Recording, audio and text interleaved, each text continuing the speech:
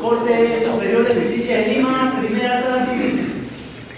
Causas para ser vistas el día 21 de julio del 2014 a horas 9 de la mañana con los señores jueces superiores, doctor Soler Rodríguez, doctor González Barroso y doctor Tapia González. Expediente con informe oral 14.923 del 2013-95.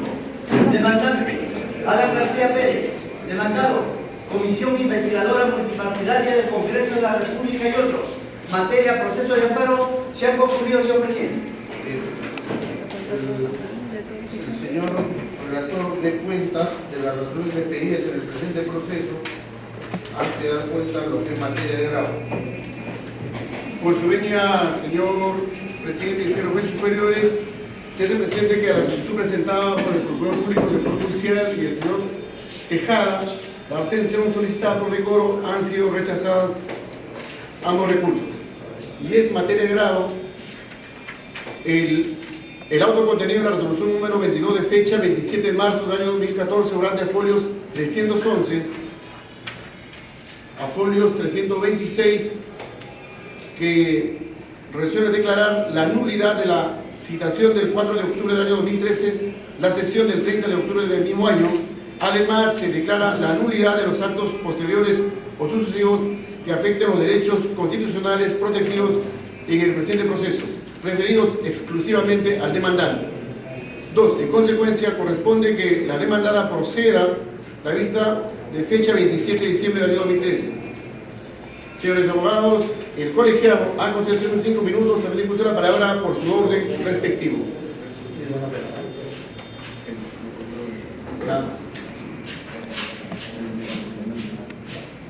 Señor Procurador, puede iniciar su informe oral por el término concedido. Una cuestión previa, señor presidente de la sala. Por igualdad de armas, solicito de que el informe oral se lleve sin auxilio de medios técnicos. Señor presidente, permítame por favor.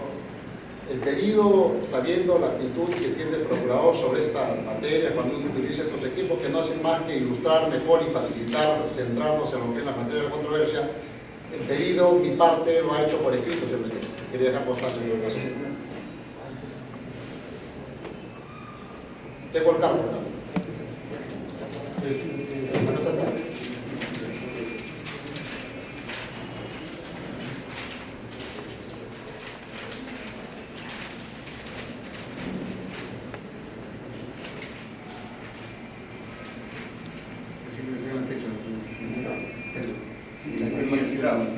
Un momentito, señor. Ya hizo su pedido, el colegiado va a resolver. Igualdad de armas. Señor, por favor. Correcto. Señor presidente de la sala, doy cuenta que el abogado del señor Alan García Pérez ha solicitado el archivo de PowerPoint, pero ha sido presentado por la mesa de partes el día de hoy.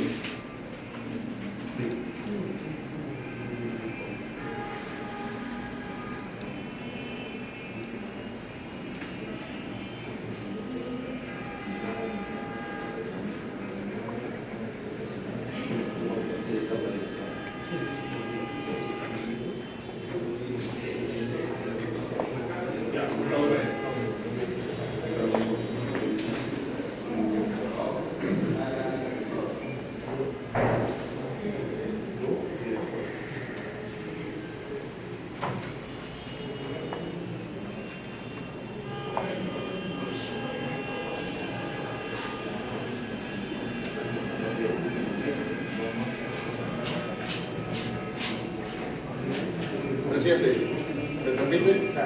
Presidente, No, como quiera que ha hecho el pedido, no, un momentito. prescindo en todo caso para no generar una...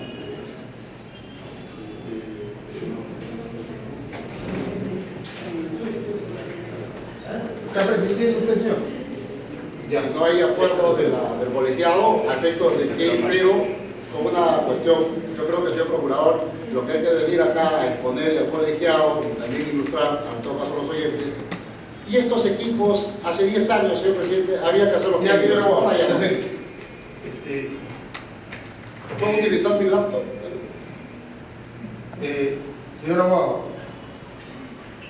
señor procurador, puede iniciar su informe oral por el término concedido.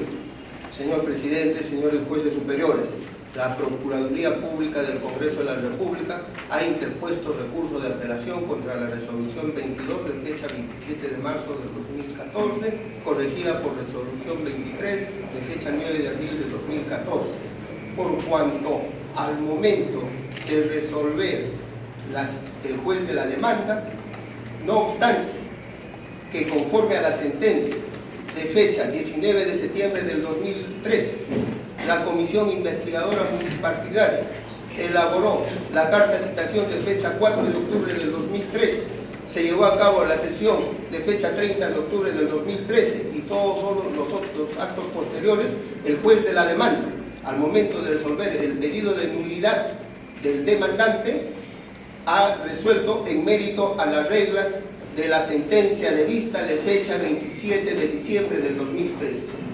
Señores magistrados, ¿por qué la resolución 22 del 27 de marzo del 2014 debe resolver el escrito de nulidad del demandante al amparo de las reglas establecidas en la sentencia de fecha 19 de septiembre del 2013? Señor juez, señores magistrados, el juez de la demanda, mediante sentencia de fecha 19 de septiembre del 2013, declara fundada en parte la demanda del señor Alan García Pérez y ordena al Congreso o a la Comisión Investigadora Multipartidaria citar nuevamente al demandante. Además de eso, ordena de que se le permita tener acceso a la documentación que obre en la comisión. Además, ordena que se le ponga en conocimiento los medios probatorios y se le dé un plazo razonable para que pueda absolver. Contra esta resolución, la parte demandante solicita la ejecución anticipada de la sentencia. El juez de la demanda, al amparo de lo dispuesto por el artículo 22 del Código Procesal Constitucional y la sentencia del Tribunal Constitucional número 607-2009, declara fundada la ejecución anticipada de la sentencia y ordena que la Comisión Investigadora Multipartidaria, conforme a las reglas de la sentencia del 19 de septiembre del 2013, elabore o actúe. La Comisión Investigadora Multipartidaria, de buena fe y conforme a las reglas establecidas en la sentencia del 19 de septiembre, elabora la carta de citación del 4 de octubre del 2003, lleva a cabo la sesión del 30 de octubre del 2013 e emite los informes posteriores. Posteriormente, la Sala Civil, mediante sentencia de fecha 27 de diciembre del 2013, confirma la sentencia apelada. Por tanto, a tenor del propio Tribunal Constitucional en el expediente 607-2009, la ejecución provisional de la sentencia efectuada por la Comisión Investigadora por órdenes del juez de la demanda se convierte en ejecución definitiva, se convierte en ejecución definitiva. Por tanto, lo correcto y legal debió ser que el juez de la demanda, al momento de resolver el escrito de nulidad del demandante, debió haber resuelto a la luz de las reglas de la sentencia del 19 de septiembre del 2003 y no a la luz de la sentencia de vista que establece otras reglas. Ahora, señores, ¿por qué la resolución impugnada no debió haber resuelto la nulidad conforme a las reglas de la sentencia del 27 de diciembre del 2003? Señores, la sentencia del juez de la demanda del 19 de septiembre del 2013 ordena en su parte resolutiva 6 puntos. Y de esos 6 puntos, el primer punto, referido a que se ordena a la Comisión Investigadora a citar nuevamente, que se le permita acceso a los medios probatorios, que se le ponga en conocimiento y que se le dé un plazo razonable, fue apelado únicamente por el Congreso de la República, no fue apelado por la parte demandante. Por lo tanto, La parte demandante no pudo haber apelado, evidentemente porque solicitó la ejecución anticipada. Elevado a la sala el expediente, lo correcto era que la sala, de acuerdo al artículo 370 del Código Procesal Civil, resuelva este extremo apelado por la Procuraduría, pero no apelado por la parte demandante. Pero, ¿qué sucede? Sucede que la sala, al momento de resolver, no obstante confirmar ese extremo, bajo el argumento de precisión, incorpora otras reglas, las cuales la comisión investigadora no tuvo a la vista al momento de ejecutar anticipadamente la sentencia del 19 de septiembre del 2013. Por tanto, evidentemente, ¿qué es lo que sucede? Se están vulnerando los derechos constitucionales de los miembros de la comisión investigadora, porque me pregunto, ¿cómo la comisión investigadora iba a saber que la sala civil, contraviniendo en el artículo 370 del Código Procesal Civil, no obstante confirmar, iba a agregar términos que perjudicaban al Congreso de la República? Por lo tanto, lo correcto era que el juez de la demanda, al momento de resolver la nulidad del demandante, debió haber resuelto de acuerdo a las reglas establecidas en la sentencia del juez de la demanda del 19 de septiembre de 2013 y no de acuerdo a las reglas de la sentencia del 27 del 2013. Por cuanto primero se ejecutó anticipadamente la sentencia y segundo, la comisión investigadora no era evidente para saber que posteriormente la sala iba a modificar los términos de la sentencia de vista, no obstante haber confirmado, y esa modificación evidentemente perjudicaba al Congreso o a la comisión investigadora multipartida.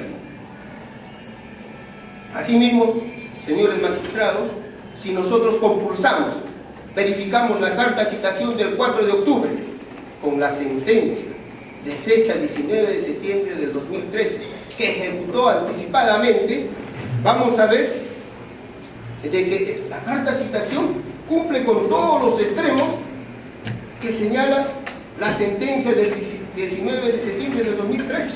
Ejemplo, señala el nombre del demandante, la dirección, los hechos que considera la comisión conforme dice la sentencia del 19 de septiembre del 2013.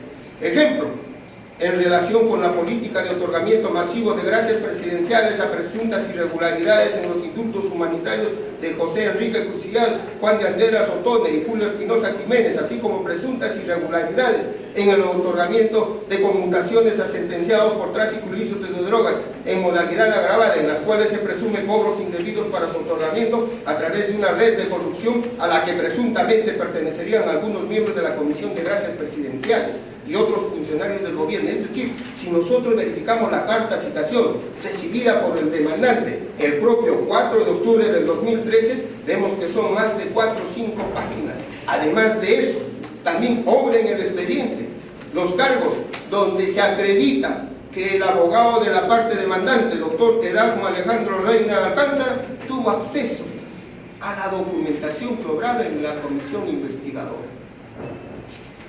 Tenemos la del día 17 de octubre, 21 de octubre, 23 de octubre.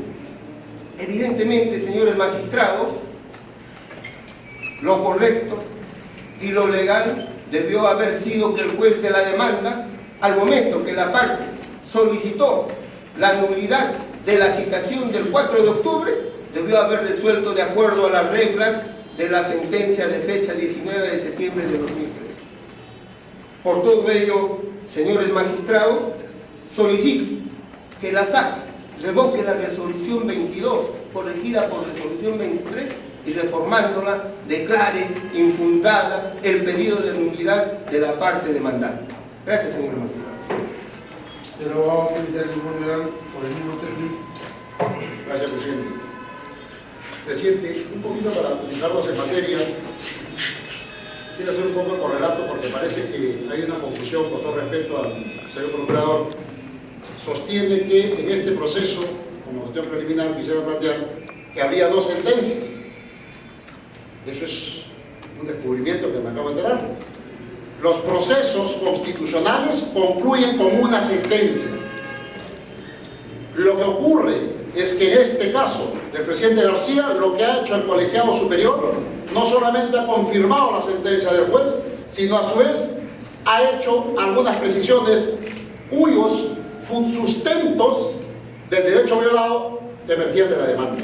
De modo que es una sola sentencia y la ejecución se tiene que llevar a cabo teniendo en cuenta lo dispuesto en la sentencia del juez y fundamentalmente lo dispuesto por la instancia superior, que es la que constituye cosa. Presidente, pero en un minuto quisiera hacer un correlato de qué ocurre. El 19 de octubre efectivamente el juez expide sentencia declarando fundada en parte la demanda. Inmediatamente no pedimos ejecución provisional, pedimos actuación inmediata de la sentencia, sobre la base ciertamente del artículo 22 del Código Procesal Constitucional y de la jurisprudencia 607/2009 del Tribunal. Es así que el juez el 3 de octubre declara fundada nuestra petición y ordena, se declara fundada, punto primero, ordena al Congreso, a la media comisión, proceda a citar al actor con el mayor detalle posible. Recibida esta orden, no podía ser de otra manera, nos cursan la carta del 4 de octubre, vale decir al día siguiente, que nos llegó a las 7 de la noche, después notificado porque se habilitó día y hora para esa resolución que declara fundada la actuación. Señor, acá tengo la carta, es verdad, de carta tiene 3 hojas. Aumenta, señor, esto es serio. Relación de normas emitidas. El número de normas son 18, me parece, y su sumilla. No dice que está vinculado, porque a eso no vamos a llegar. 3 hojas, 18 normas. Segundo, relación de casos. A ver, ¿qué dijo el juez? Ordeno a la media comisión proceda a citar al actor con el mayor detalle posible. Que dice acá, relación de casos. ¿Cuántos casos? 16. 16 líneas. Eso es todo. Y acá viene la carta que recibieron, el acta que efectivamente el abogado apersonado ante la comisión compareció. Pero acá hay una cosa singular. Han cumplido, sí, muy mínimamente. Señor, vengo a que me den la documentación. Sí, ¿cuáles quiere? A ver, yo le voy a dar esta no. No, señor, es al revés. Señor, acá está todo el acervo documentario, excepto estos que son reservados, yo lo guardo. Esto ha sido al revés. Te doy a cuenta, gotas, y muy mínimo. Seguimos, la carta. Recibida esta carta y con los defectos que en este momento he hecho presente, nosotros diligentemente, con fecha 14 de octubre, le dijimos al juez, señor juez, esta carta no cumple porque es más de lo mismo. ¿Qué nos dice el señor juez? Con el traslado, contra esta resolución, y esto es importantísimo, el juez emite la resolución número 4. Acá está, la resolución número 4. ¿Qué dice en la resolución 4, señor magistrado? Y por eso estamos en este momento acá, y por eso considero que esta apelación del procurador debe de negarse. Analizando la carta en cuestión, la segunda dice, fallo número 4, considerando, debe concluirse que la carta de fecha 4 de octubre del año en curso, que le fue dirigida al actor por el presidente de la media comisión de Maná, ha sido redactada sin tener en cuenta la sentencia, cuaderno principal, ni lo ordenado en la resolución 1, cuaderno de actuación inmediata. Asimismo, en el siguiente párrafo, de la revisión de la carta citada se puede advertir que en ella no se ha consignado que la misma se emite en cumplimiento de lo ordenado. Contra esta resolución, señor, ¿qué hace el procurador del Congreso? Acá está. Y acá dice que no cumple y lo requiere. En la otra le ordenaba. Acá, como no hace caso, le requiere. Contra esta resolución del 22 de octubre, el señor procurador se apersona con fecha 29 de octubre. ¿Y qué hace, señor? Interpone recurso de apelación. Recurso que ciertamente se le concedió, como no podía ser de otra manera. Sin efecto suspensivo, se le llevó al cuaderno, subió a este colegiado. Acá está, señor. Acá tengo el escrito, que contra esta apelación el procurador se desiste. ¿Qué dice? Permítanme. Señor procurador, Javier Espíritu Orihuela, procurador de Congreso, etc. Me dirijo a la concesión de su autoridad con la finalidad de desistirme del recurso de apelación con fecha 29 de octubre y legaliza firma ante el notario. ¿Qué hace este colegiado? Que observa y dice, no ante el notario, venga usted acá. Terminadas las vacaciones, compareció y legalizó. Y acá tengo la resolución, señor, que la sala no hace más que atender y decir, declaro, téngase por desistido el recurso. En consecuencia, señores, esta resolución del 22 de marzo, que revisó en primera instancia el contenido de la carta en ejecución, en actuación inmediata, ha quedado firme por voluntad del propio procurador. Apeló, la cuestionó, se desistió. ¿Qué significa eso? Que el señor está de acuerdo con el contenido. ¿Y qué dice este contenido? Lo he dicho, la carta no cumple. Es así, señor, que estamos. Termina el proceso, concluye, la sala emite una maravillosa e histórica sentencia de vista que declara fundada, confirma la demanda que declaraba fundada y en consecuencia ha concluido el proceso. Bajados los autos al juez a efecto de la ejecución, con fecha 27 de enero, pedimos al juez en ejecución de sentencia y sobre la base de la resolución 4 que ha sido consentida porque se desistió el procurador, de lo cual no he escuchado en su exposición palabra alguna. ¿Y qué pido? Por las razones expuestas en los fundamentos 94, 95 de la cápita del fallo del colegiado, que declaró, que confirmó la sentencia, se declara la nulidad de la citación, porque estaba mal, nulidad de la acta de sesión. Y acá me quiero referir, ojo, señores magistrados, no es que nosotros hayamos consentido. Ahora, se declara que la carta no cumplía el 22 de octubre, el presidente la citaba para el 30 de octubre. También sabiendo que podría recurrir para eso, acá tengo el acta, que lo he presentado ciertamente al juzgado, que nos ha mandado copia certificada. ¿Y qué dice el señor presidente? Ciertamente teníamos dos opciones a partir del 22 de octubre, comparecer el 30 o no comparecer. Pero como el tema era un asunto mediático, señor, y la prensa le daba gran cobertura, optamos porque el presidente comparezca al Congreso, aún cuando el derecho no había sido determinado por el juez que la citación no era correcta, señor. Y lo había requerido que lo haga y no lo hizo. Ciertamente están las grabaciones. El 22 salió el señor Tejada a la prensa, quien habla también, y él dijo que podía ajustar los términos de y nunca lo hizo. Llegado el 30, comparecimos, a las 8 de la mañana ingresamos un escrito por mesa de partes, dejando constancia que la violación del derecho continuaba. Pero sin embargo, por respeto a la majestad del Congreso, el presidente García se apersonó a la hora indicada a la sesión. Y acá está, en la introducción, permítame 2 líneas.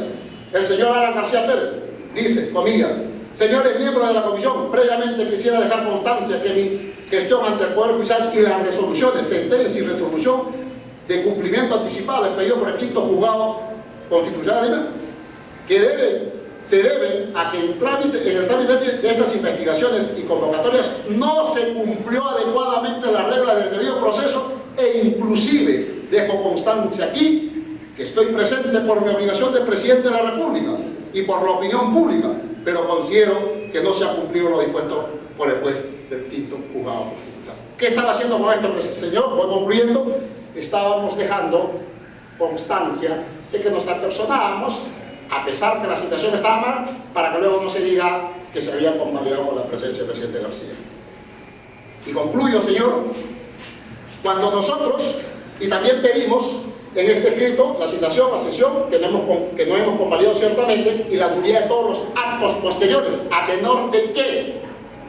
A tenor de los fundamentos 94-95, en la cápita del fallo 3 de la sentencia de vista, y ciertamente a tenor de lo que dispuso el Tribunal Constitucional en la institución esta muy importante, ciertamente fijada en la sentencia que constituye precedente vinculante el caso Viuda de Mariátegui, expediente 4878-2008, proceso de amparo, donde establece con meridiana claridad lo siguiente, señor, fundamento 6º al 9, establece lo siguiente, que la represión de los actos homogéneos tiene una finalidad: evitar que quien, habiendo sido violado un derecho, recurre al órgano y se le tutela el derecho, el mismo agresor vuelva a violar su derecho y por lo tanto evitar procesos distintos o un proceso adicional. Por eso es que en el mismo proceso se sanciona como por la figura de la represión de los actos homogéneos, que ciertamente está regulado en el artículo 60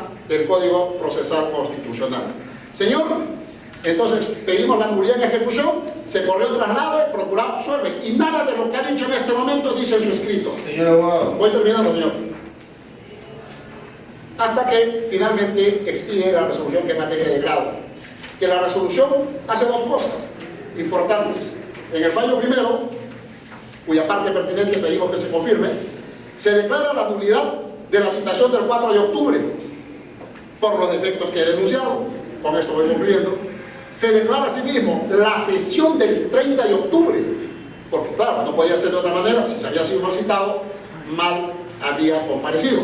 Y además, dice, se declara la nulidad de los actos posteriores o sucesivos que afecten los derechos constitucionales protegidos. Ciertamente, lo que estaba haciendo el señor juez estaba aplicando la institución de la represión de los actos homogéneos. Y no se diga acá que lo que se está planteando es que ya se cumplió la sentencia, porque la sentencia se dio en octubre y la citación objeto de la demanda fue en marzo. Señor, dentro del marco del proceso de ejecución se dictó la segunda citación, la cual adolecía, y con esto termino, no solamente con los mismos argumentos, señor, de la violación, de que no había precisión en el detalle de los cargos, sino algo más. El párrafo tercero de la carta, señor, no hay tiempo para precisarle. En la segunda, yo no sé por qué, señor, le cambiaron, no le pusieron como se hacen en marzo, lo notificamos a usted en su condición de investigado. ¿Qué hacen en la de octubre? El mismo párrafo que está resaltado dice, lo citamos a usted en su condición de vinculado. He ahí otro argumento por la cual nosotros pedimos que se declare fundada el pedido de nulidad, y ahora pedimos que se confirme. Pero con esto, señor, 30 segundos, además también hemos pedido, vía integración de la sentencia, que este colegiado declare que el plazo de la comisión para investigar al presidente García ha concluido el 17 de febrero, por lo tal, como estamos, y los actos violatorios, sanción posterior, por lo cual el juez cuando resuelve dice, en consecuencia la comisión debe proceder conforme al punto 3, literal D. Claro, lo que pasa, este colegiado dictó la sentencia en diciembre, cuando todavía había plazo vigente.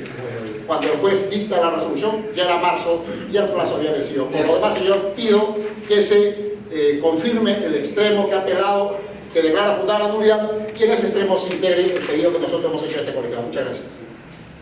Sí, señor presidente.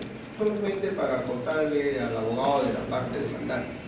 Yo no sé si es que el juez de la demanda ya se pronunció en octubre, el 22 de octubre de 2013 sobre la carta de citación del 4 de octubre del 2013, porque él solicita, la parte demandante solicita la nulidad de la carta de citación del 4 de octubre.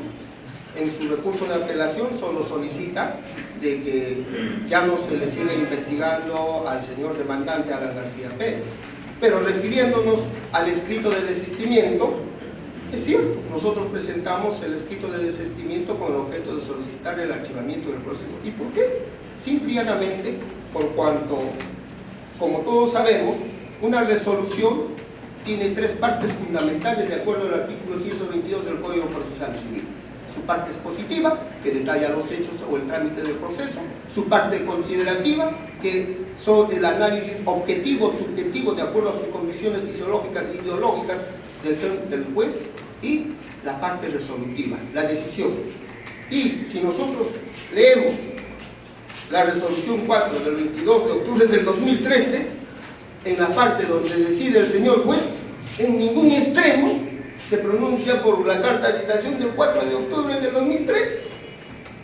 Evidentemente, razón por la cual, advirtiendo ellos eso, solicitan la nulidad de la carta de citación del 4 de octubre, porque nunca hubo pronunciamiento de ello, sino más bien advirtieron por cuanto nosotros habíamos ejecutado anticipadamente la sentencia, estábamos con el objeto de pedir el archivamiento del proceso, por cuanto al momento que nosotros ponemos en conocimiento del juez de la demanda, conforme a esta resolución 4, que nos ordena que en el plazo de 3 días pongamos en conocimiento si hemos actuado, corre traslado a conocimiento de la parte demandante. Y la parte demandante nunca dijo, nunca cuestionó sobre la citación del 4 de octubre y de todo lo actuado con posterioridad a ello. Posteriormente, vuelvo a repetir, advirtiendo que se iba a presentar la solicitud de archivamiento del proceso y para ello no debe haber incidente pendiente o cuestión pendiente para resolver, presentan su nulidad. Por todos estos fundamentos, señores magistrales, vuelvo y reitero solicitando declarar o revocar la resolución 22 y reformándola, declarar infundado el periodo de nulidad del demandante. Muchas gracias. Brevemente, Sí, señor, solamente sorprendido porque dice que se desistió del pedido de apelación. Vamos, lo que el juez había dicho era para que se archive el proceso. La resolución se llama octubre y le dice, tú no has cumplido, señor Pobrecita, no has cumplido. Y contra esto, señor, Dios apela.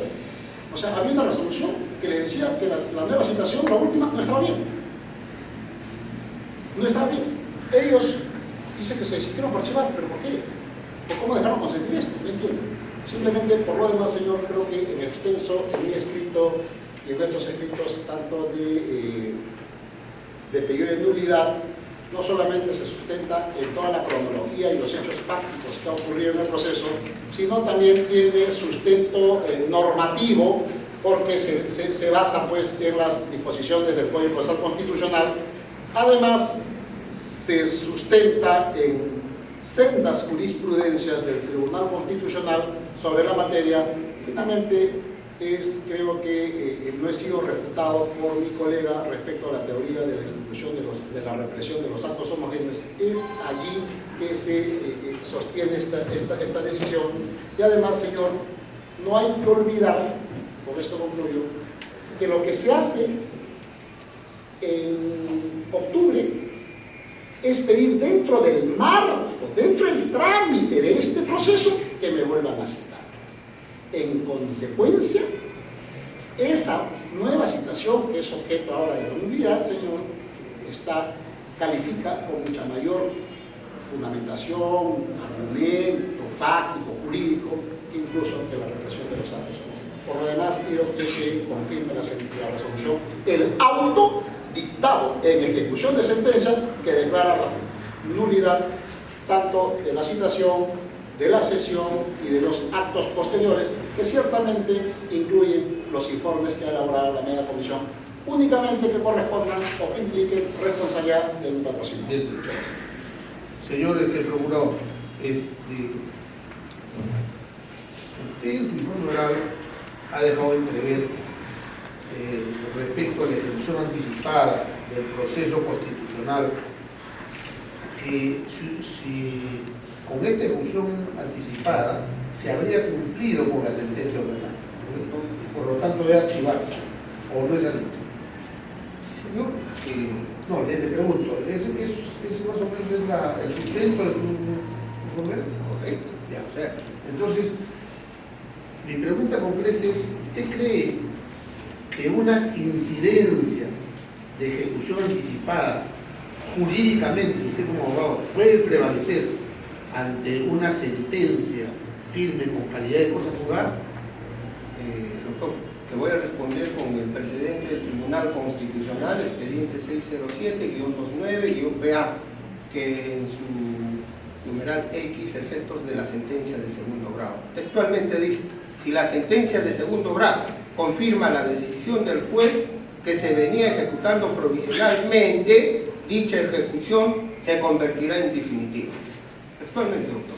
Evidentemente, si se ejecutó anticipadamente la sentencia y la sala confirma, es correcto y coherente que el Tribunal Constitucional diga dicha ejecución se convirtió en definitiva.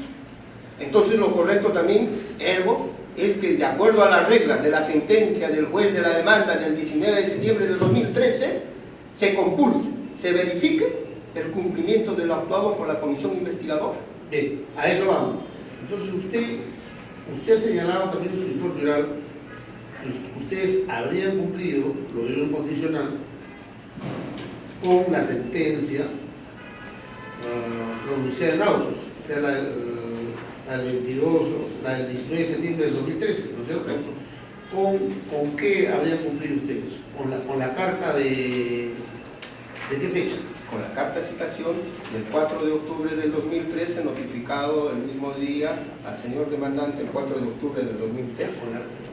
Entonces, Perdón, doctor, solamente así para precisar y para que de repente nos ilustremos, ¿no? ¿Qué dice en ese aspecto? Solamente se ordena a la comisión investigadora encargada de investigar la gestión de Alan García Pérez como presidente, proceda a citar al actor con el mayor detalle posible sobre los hechos que considere pertinentes. Respecto a las posibles conductas ilícitas y infracciones constitucionales. Si se le permite el acceso a la documentación y se ponga en conocimiento del medio probatorio, se le dé un plazo razonable para que pueda absolver. Eso es lo que dice la sentencia que se ejecutó anticipadamente. ¿En qué calidad lo citaron esa sentencia? Se le cita. ¿Qué es lo que sucede, señor magistrado? En la demanda, el demandante señala textualmente que él se considera como investigado. Si se considera como investigado, evidentemente, el juez de la demanda, de conformidad al Código Procesal Civil, aplicable supletoriamente al proceso constitucional, es una declaración asimilada. Evidentemente también el acuerdo del Pleno del Congreso para investigar la gestión del señor Alan García Pérez sobre su gestión de gobierno del año 2006 al 2011. Señor abogado, yo me estoy preguntando en qué calidad puede haber resumido el demandante o el proceso. Le estoy preguntando a ustedes en su carta, en qué calidad. El Congreso de la República, en qué calidad le atribuyeron los hechos. Fluye para quien habla, que es en calidad de investigado. Evidentemente, ahí ¿Estuvo viene, de forma expresa ese tema ahí en la carta? viene, justamente, como le vuelvo a repetir, si a mí me ordena ejecutar anticipadamente esta sentencia, donde no se me señala de que en la carta de citación se le señale textualmente, literalmente, como investigado o como testigo, más aún todavía que de la demanda el propio demandante se considera como investigado y de todos los medios probatorios, porque lo mejor, lo correcto hubiera sido que no se ejecuta anticipadamente la sentencia, porque Bien. si no se le violenta, se le vulneran los derechos de los miembros de la comisión investigadora, que de buena fe y rectitud ejecutaron esta sentencia anticipadamente que ordenó el juez de la demanda. Porque Bien, o sea, para usted o para el Congreso de la República se cumplió con lo ordenado de la sentencia o en la incidente ejecución. Entonces, me pregunta usted, en el proceso que la hubo al expedir la resolución número 4, como consecuencia de una nulidad de actuados pedidos por el demandante, el juez declaró improcedente dicho pedido. Dicha resolución, además, señaló en sus considerandos 4, 5, 6 y 7 que la sentencia no se había cumplido a cabalidad. Así expresamente utilizó este término el señor juez. Entonces, si ustedes dicen que se cumplió, el juez de la causa dice lo contrario. ¿Cómo explica eso? yo le advierto, mire señor magistrado, lo único que dice el señor juez de la demanda dice: asimismo, de la revisión de la carta antes citada se puede advertir que en ella no se ha consignado que la misma se emita en cumplimiento de lo ordenado por el juzgado.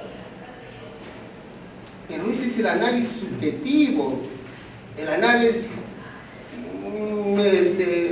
lógico del juez, pero la parte que decide, la parte que resuelve, ¿qué me dice? Se declara infundada la nulidad planteada, debiendo continuarse con la ejecución anticipada, se requiere a la comisión encargada de investigar que proceda a citar, ordenaron a la demandada que comunique este despacho en el plazo de 3 días si ha dado cumplimiento al ordenado de la resolución número 1, bajo apercibimiento de ley.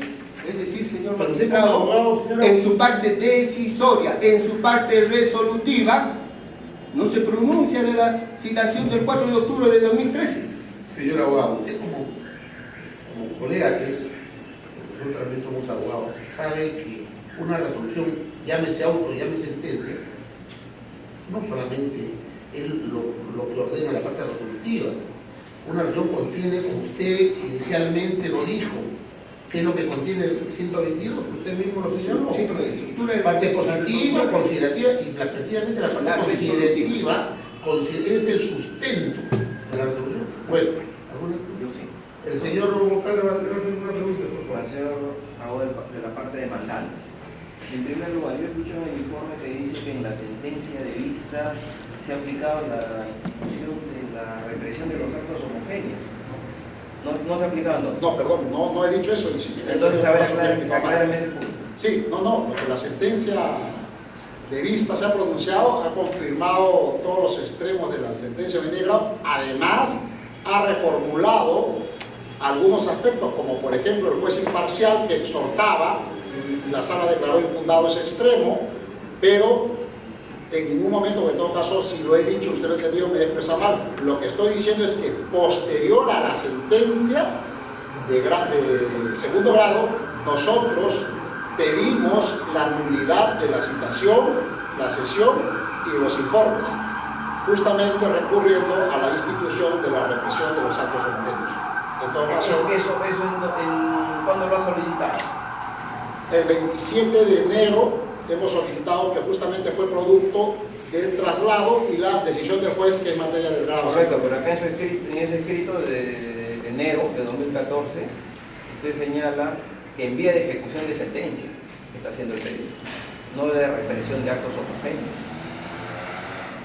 ¿Está cambiando entonces la solicitud en esta instancia? Señor, entonces no estoy cambiando. O es ejecución de sentencia o es represión de actos homogéneos. No puede las dos cosas al mismo tiempo. Lo que ocurre es que finalmente recurriendo... No, concretamente, ¿ejecución de sentencia o represión de actos homogéneos? ¿Qué es lo que ha pedido acá?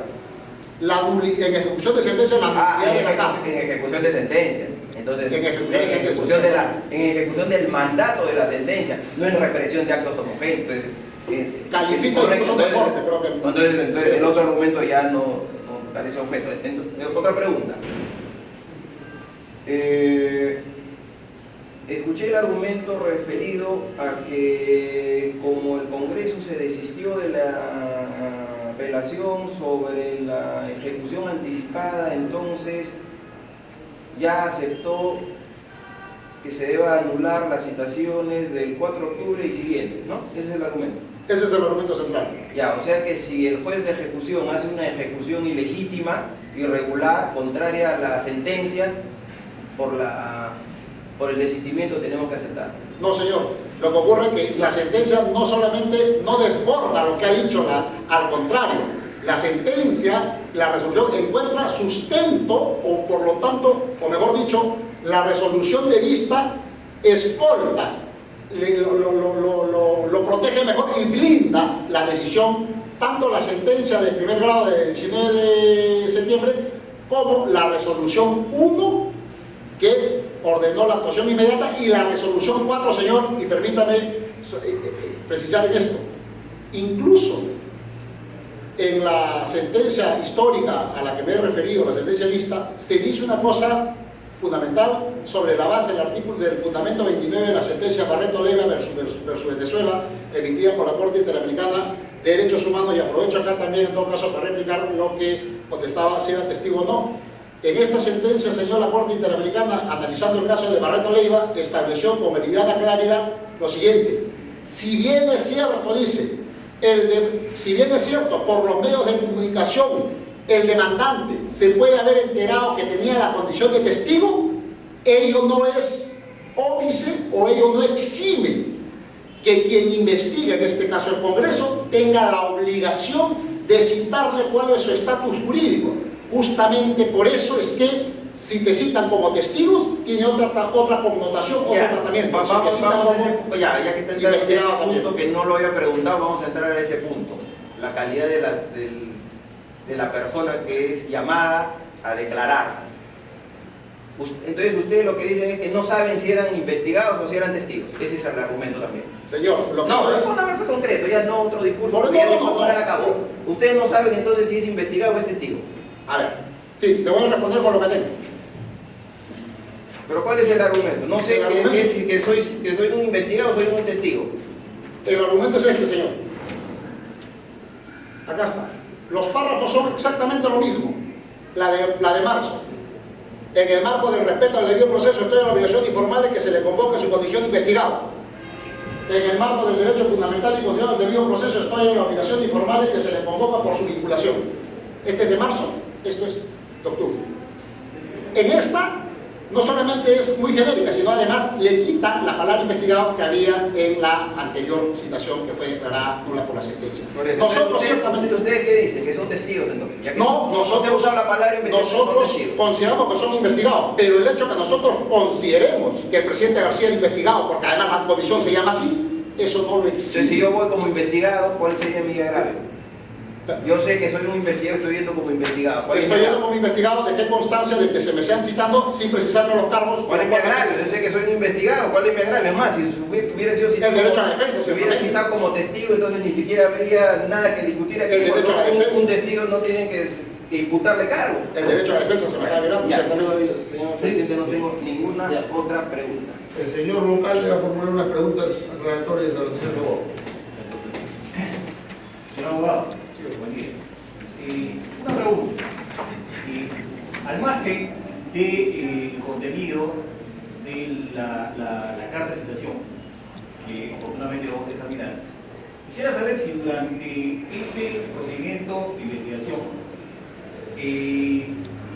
a su patrocinado se le ha referido información respecto a circunstancias de lugar, tiempo, modo, personas involucradas en ese proceso de investigación. No.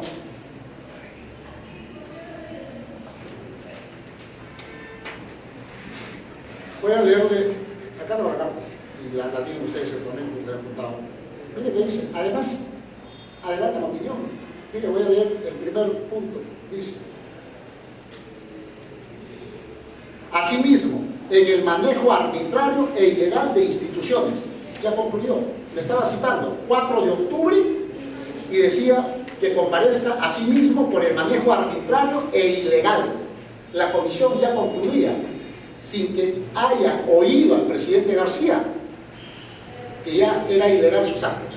Sin embargo, señor, y esto ya es grafica bastante bien, usted me acaba de decir las personas vinculadas. Acá están los decretos de urgencia. Solamente son los números y las sumillas que tiene ciertamente cada norma.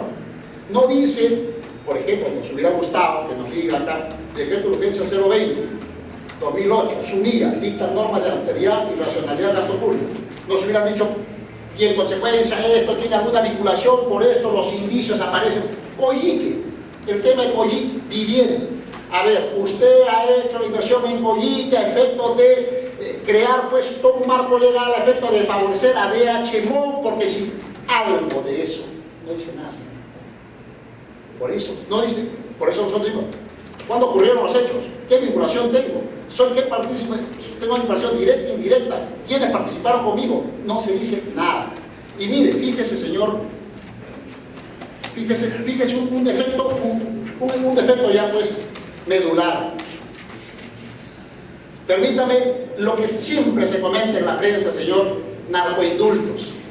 Acá está, página 2, punto 2. Indultos presidenciales y conmutaciones. Mire qué dice, señor. En relación con